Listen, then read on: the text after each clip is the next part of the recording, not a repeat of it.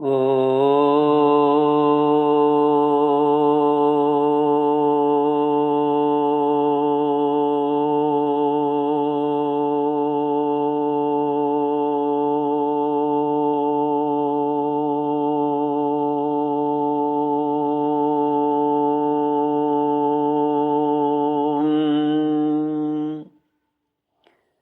श्री गुरुचरण कमलेभ्यो नमः।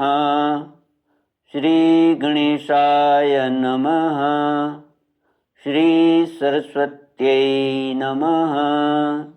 श्री विष्णवे नमः। श्री कृष्ण गोविंद हरे मुरारे, हे नाथ नारायण वासुदेव। श्री कृष्ण गोविंद हरे मुरारे, हे नाथ नारायण वासुदेव। ओम नमो भगवते वासुदेवाय। ओम नमो भगवते वासुदेवाय। कृष्णाय वासुदेवाय हरये परमात्मने प्रणतक्लेशनाशाय गोविन्दाय नमो नमः। सच्चिदानन्दरूपाय विश्वोत्पत्त्यादिहेतवे तापत्रयविनाशाय श्रीकृष्णाय वयं नमः। सच्चित आनंद स्वरूप परमात्मा जो सृष्टि के उत्पत्ति, पालन और श्रृंगार करता है तथा जीवों के आध्यात्मिक, आदि दैविक, आदि भौतिक तापों को नष्ट करने वाले हैं, अर्थात जीवों के मानसिक, शारीरिक और भौतिक दुखों को दूर करने वाले हैं, उन श्री कृष्ण भगवान को हम नमस्कार करते हैं। श्री कृष्ण गोविंद हरे मुरारे, हे नाथ नारायण वासुदेव। श्रीमद् भागवत महात्म्य अथ पंचमोऽध्यायः। सूत उवाच पितर्युपरते तेन जननी ताडिता भृशं, क्वद्वित्तं तिष्ठति ब्रूहि हन्यसे लत्तया न चेत्। इति तद्वाक्यसन्त्रासात् अनन्या पुत्र दुःखतः कूपे पातकृतो रात्रो तेन सा निद्रं गता। श्रीमद् भागवत महात्म्य पंचमोध्याय, पांचवा अध्याय। धुंधकारी को प्रेत योनि की प्राप्ति और उससे उद्धार। सूत जी कहते हैं, सौनक जी, पिता के वन चले जाने पर एक दिन धुंधकारी ने अपनी माता को बहुत पीटा और कहा, बता धन कहाँ रखा है, नहीं तो अभी तेरी लोआठी जलती लकड़ी से खबर लूँगा। उसकी इस धमकी से डरकर और पुत्र के उपद्रवों से दुखी होकर वह रात्रि के समय कुएं में जा गिरी और इसी से उसकी मृत्यु हो गई। योगनिष्ठ गोकर्ण जी तीर्थ यात्रा के लिए निकल गए। उन्हें इन घटनाओं से कोई सुख या दुख नहीं होता था, क्योंकि उनका न तो कोई मित्र था और न शत्रु। धुंधकारी 5 वेश्याओं के साथ घर में रहने लगा। उनके लिए भोग सामग्री जुटाने की चिंता से उसकी बुद्धि नष्ट कर दी। भोग सामग्री जुटाने की चिंता ने उसकी बुद्धि नष्ट कर दी और वह नाना प्रकार के अत्यंत क्रूर कर्म करने लगा। एक दिन उन कुलटाओं ने उससे बहुत से गहने मांगे। वह तो काम से अंधा हो रहा था। मौत की उसे कभी याद नहीं आती थी। बस उन्हें जुटाने के लिए वह घर से निकल पड़ा। वह जहाँ तहाँ से बहुत सा धन चुराकर घर लौट आया तथा उन्हें कुछ सुंदर वस्त्र और आभूषण लाकर दिए।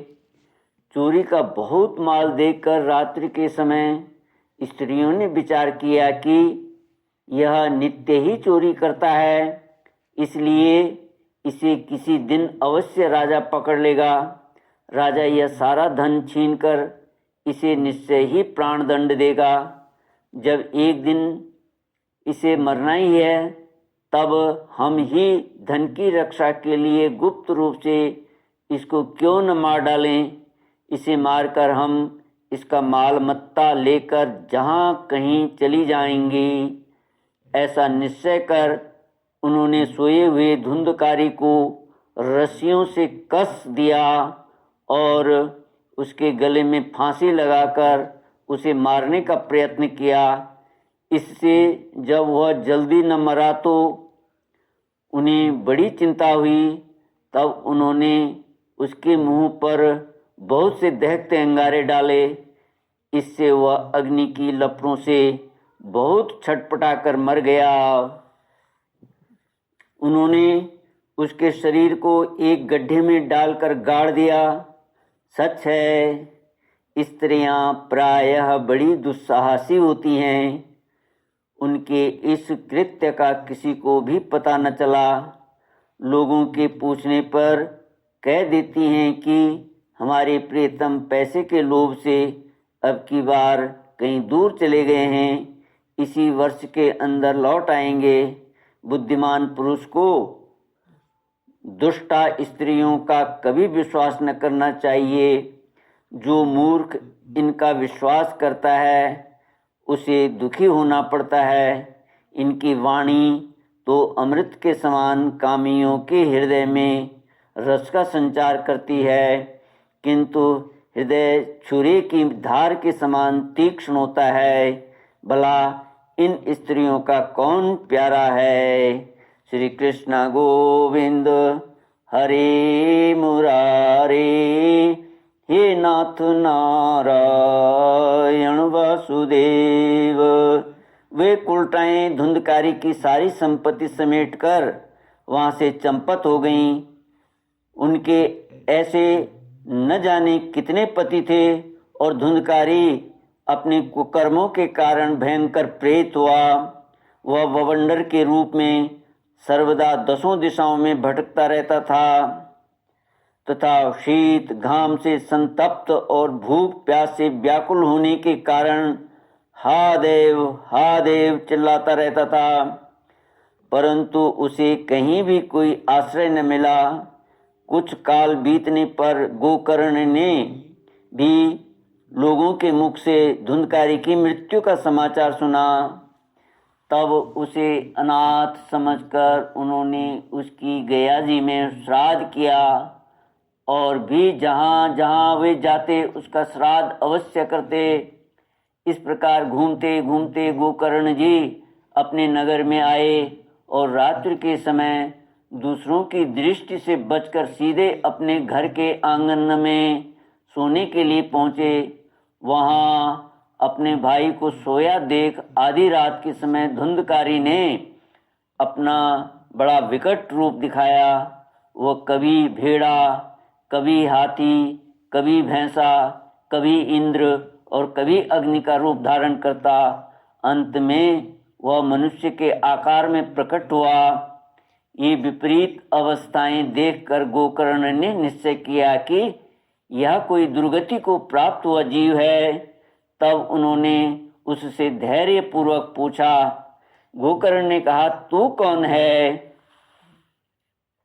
रात्रि के समय ऐसे भयानक रूप क्यों दिखा रहा है? तेरी यह दशा कैसी हुई? हमें बता तो सही।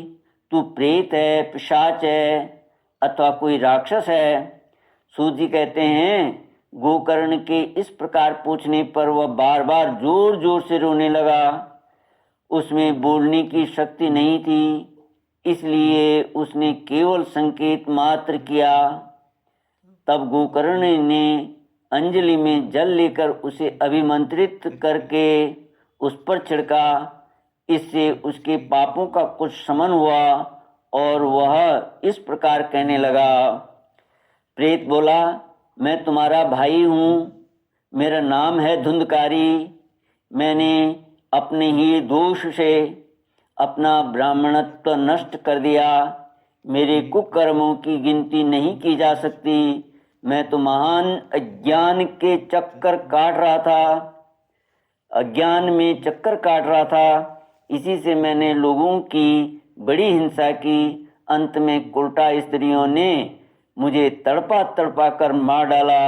इसी से अब प्रेत योनि में पड़कर यह दुर्दशा भोग रहा हूँ।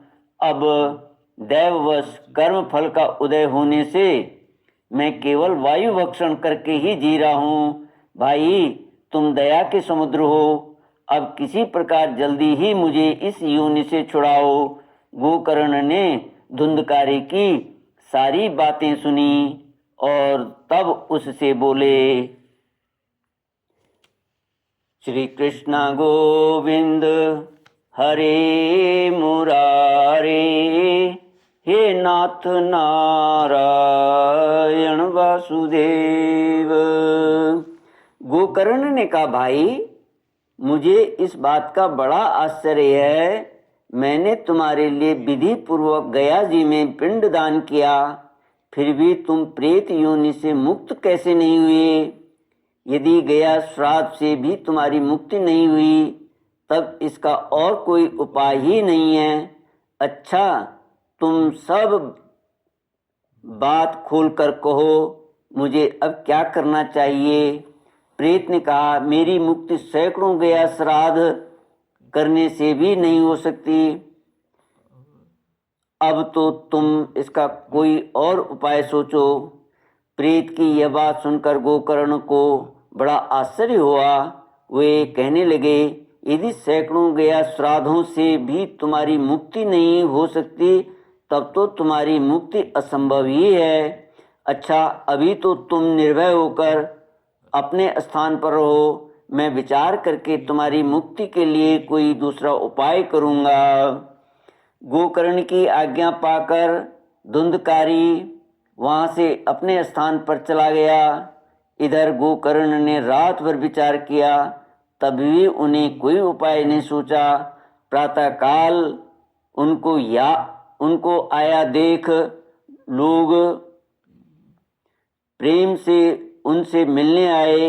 तब गोकर्ण ने रात में जो कुछ जिस प्रकार हुआ था वह सब उन्हें सुना दिया।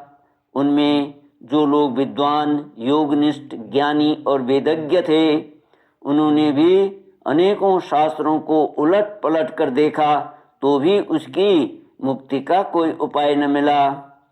तब सबने यही निश्चय किया कि इस विषय में सूर्य नारायण जो आज्ञा करें वही करना चाहिए। तब गोकर्ण ने अपने तपोबल से सूर्य की गति को रोक दिया। उन्होंने स्तुति की, भगवान, आप हमारे संसार के साक्षी हैं। मैं आपको नमस्कार करता हूँ। आप मुझे कृपा करके धुंधकारी की मुक्ति का साधन बतलाइए। गोकर्ण की यह प्रार्थना सुनकर सूर्यदेव ने दूर से ही स्पष्ट शब्दों में कहा, श्रीमद् भागवत से मुक्ति हो सकती है, इसलिए तुम उसका सप्ताह पारायण करो। सूर्य का यह धर्ममय वचन वहाँ सभी ने सुना। तब सभी ने यही कहा कि प्रयत्न पूर्वक यही करो, है भी यह साधन बहुत सरल। अतः गोकर्ण जी भी तदनुसार निश्चय करके कथा सुनाने के लिए तैयार हो गए। देश और गांवों से अनेकों